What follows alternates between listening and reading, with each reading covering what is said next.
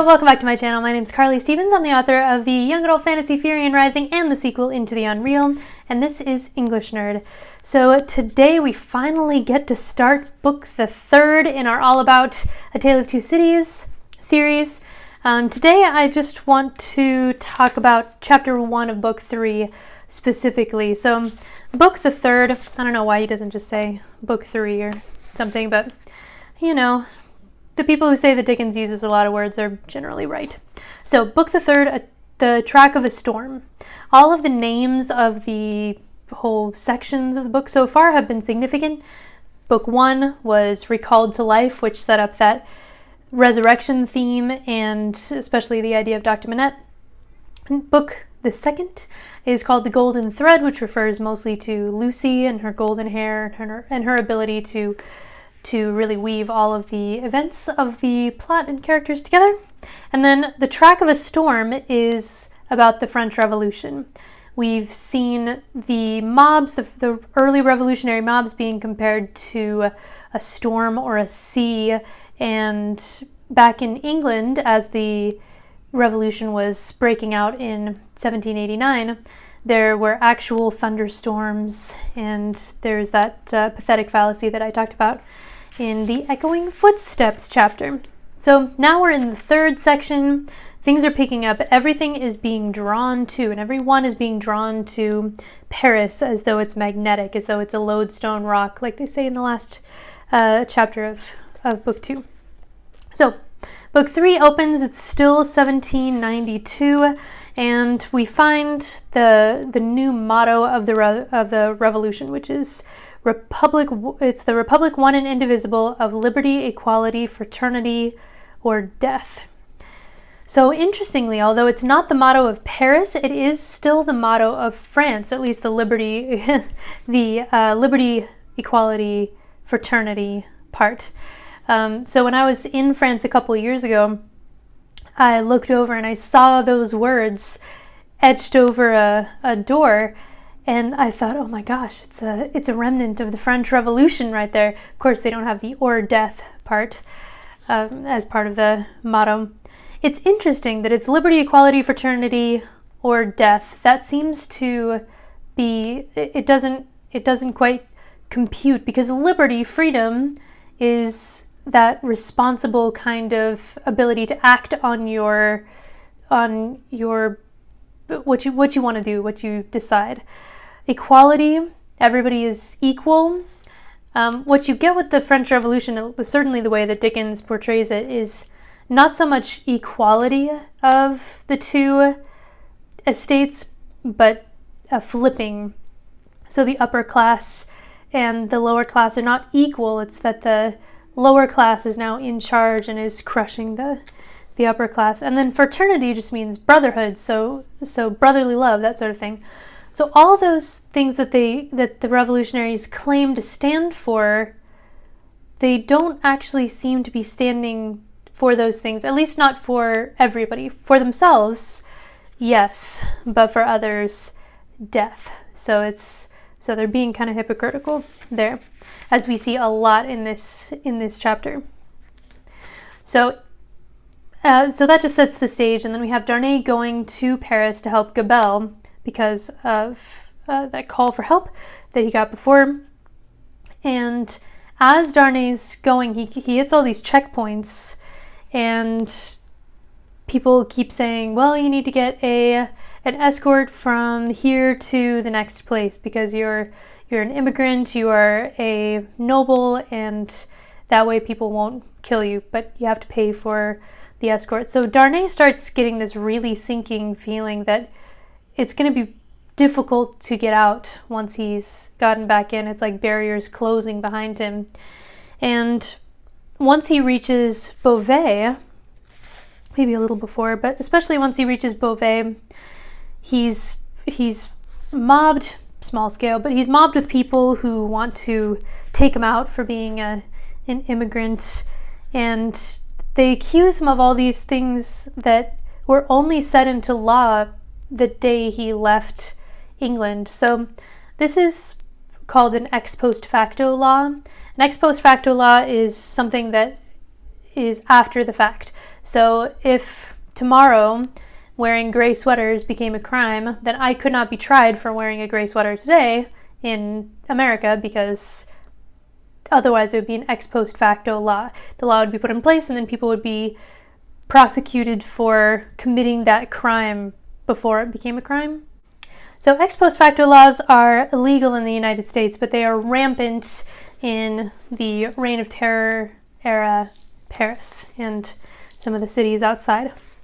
So Beauvais, if you recall, if you've been a sharp observer of the book, then you'll know that Beauvais is the town that Dr. Minute is originally from. He practiced in Paris and some other places, but he's actually from Beauvais. So when I went to France, we were driving in our bus to get the ferry to go over to England, and we passed a street sign and it said Beauvais this way.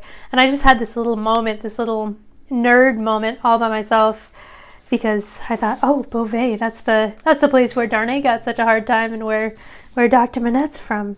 I was very excited. So anyway, he finally does get to Paris, and he's stopped, it says, by a resolute man in authority who is summoned out by a guard who demands to see his papers.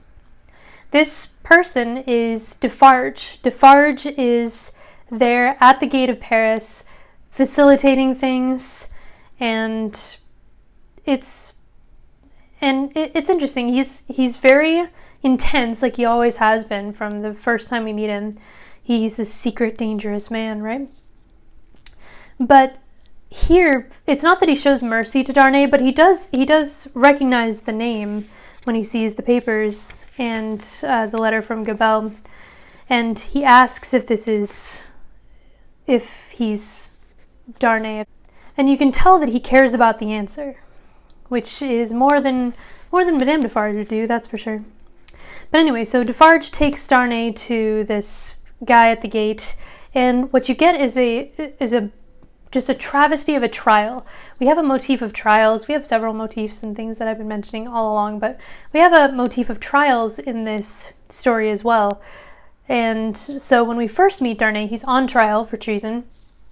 And then here, he's once again on trial in a way for treason, but in the other direction. So instead of being accused of helping France like he was earlier, now he's being accused of being against France. It's just a simple set of questions and answers.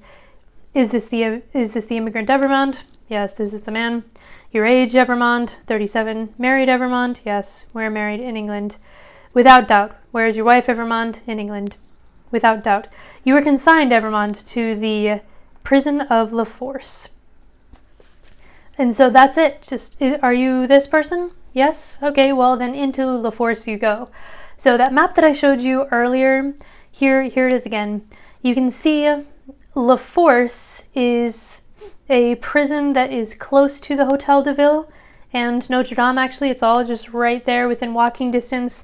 La Force is kind of the long-term prison where they would send upper class, of course, mainly nobles and things. So Darnay goes there with a note that says, in secret. Before we get to the prison, though, just a note that when Darnay and Defarge are talking on the way to the prison, it's really the first time we hear about the sharp female newly born called La Guillotine. I haven't mentioned it up to this point, and I'll talk about it a lot later, but I just wanted to kind of perk up your ears here that we get pretty religious language around the revolution and around the guillotine in particular. So Defarge says, in the name of the guillotine, are you this person? And often that in the name of whatever is if not religious, then at least significant, as well as just the fact that we have the guillotine coming up at all, because that's a big deal. A lot of people are gonna die by this guillotine, and Darnay isn't even really sure what it is or what it's for. So Defarge, even though it looked like he might care about Darnay because he married Lucy, he doesn't even agree to tell Mr. Lorry, who's there in Paris helping out with the bank, that Darnay's in prison. So into La Force Darnay goes in secret. The jailer's all irritated, and he immediately gets sent to this room with other prisoners. And all of the prisoners are nobles, so they're dressed well. They welcome him to the society, which I think is kind of funny, like the society of people who are stuck here, which is sad. And Dickens doesn't excuse either the revolutionaries or the nobles for the things that they do that are dehumanizing and self-centered and all of that. He doesn't just say the revolution is only bad or only good. He takes a very human approach to it, which I appreciate a lot. And before Darnay is thrown into solitary confinement after meeting these people, he says that seeing these nobles in the prison is like being in the company of the dead. It's like he sees it's like they're ghosts, which again brings up this idea of death and life, of resurrection, of the dead being brought to life, of the living being brought to death, and how the line between those two ideas, between life and death, is actually not a hard line. Sometimes in order to get to greater life and strength, you have to go through death, and sometimes life will bring you to death. So there are a lot of nuances there that we'll look at in this third section, but there's just another example. So Darnay is thrown into solitary confinement. That's the in secret portion of things. They're not going to tell anybody that he's there, and he's going to be by himself. And he kind of loses it. Darnay has had some good moments, giving up his inheritance on principle. I really admire that. But here he doesn't have a lot of fortitude, I guess. As soon as he gets into his cell by himself, he starts pacing around, and he says, okay, 5 paces by 4.5, 5 paces by 4.5. He made shoes. I mean, he just has this breakdown, and it's not pretty. Of course, he was not prepared for this at all. It came just out of left field for him. He thought he would be safe. So maybe I should cut him some slack. But he counts the stairs even up to the cell. He knows the first time he walks them that it's 40 stairs or 39 stairs. See, I don't even know. It's 40 steps. And so there he is. Darnay is stuck in prison. The wheels of the plot have turned, and we'll just have to see what happens. Maybe you've read the book, maybe you know what happens, but this is really the beginning of the end, and the end is the best part. So leave your comments down below. Make sure to like this video if you like it. Subscribe for more English nerdy goodness, and I will see you next time.